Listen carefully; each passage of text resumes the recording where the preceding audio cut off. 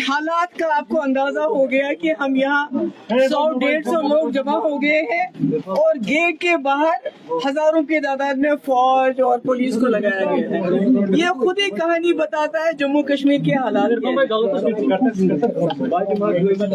देखिए, आज का जो दिन है ये न सिर्फ जम्मू कश्मीर के लिए काला दिन है, बल्कि पूरी कौम के लिए, पूरे मुल्क के लिए ये काला दिन है। आज के दिन जो इस मुल्क की कॉन्स्टिट्यूशन है, संविधान है, उसकी धज्जियां उड़ाई गई। और वो भी कहाँ उड़ाई गई? पार्लियामेंट के अंदर जो रूलिंग पार्टी है उन्होंने अपनी ब्रूट मेजॉरिटी का इस्तेमाल करके जो हमारे मुल्क के आईन ने जम्मू कश्मीर को एक खुसूसी पोजीशन दी थी 370 की सूरत में, उसको अनकॉन्स्टिट्यूशनली खत्म कर दिया। अब शोर क्यों कर रहे हैं? खत्म कर दिया उसको।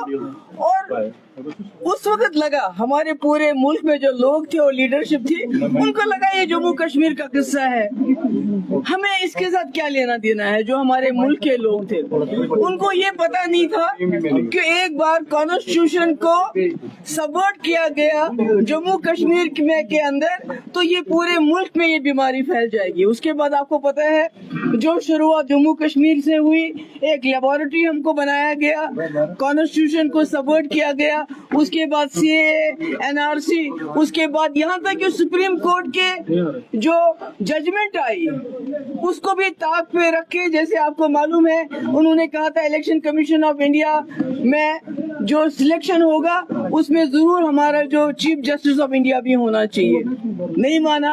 उन्होंने दिल्ली की यूनियन टेरिटरी को लेके एक कानून पास किया कि ट्रांसफर जो है चीफ मिनिस्टर कर सकता है। नहीं मानू। तो मेरे कहने का ये मतलब है, आज भी मैं अपने मुल्क के लोगों से कहना चाहती हूँ, जाग जाओ। जो हमारे साथ हुआ तो आपने सोचा शायद ये मुस्लिम मेजॉरिटी स्टेट है, इनकी डेमोग्राफी चेंज करेंगे, इनको बेइख्तियार करेंगे, इनसे सब कुछ छीन लेंगे। कोई बात नहीं है, मुसलमान है, बीजेपी को मुसलमानों के साथ जिद है। मगर आज आपने देखा SIR को लेके बिहार में जो कार्रवाई शुरू हो गई है, यानी वोटर लिस्ट को इलेक्शन कमीशन ने उसको हथियार बनाया है। इट हैज बीन वेपनाइज्ड ताकि लाखों लोगों को वोट देने से भी दूर रखा जाए। और न सिर्फ इतना, हमारी डेमोग्राफी, हमारे को डिस्पोजल्स, हमको बेदखल करने की कोशिश हो रही है 2019 से। हमारी जमीन है, हमारी नौकरियां हो नौजवानों की, हमारे इख्तियारात हो। मगर आज ये तमिलनाडु में पहुंच गया, क्योंकि तमिलनाडु में लाखों की तादाद में बाहर के वोटर्स को इंक्लूड किया जा रहा है।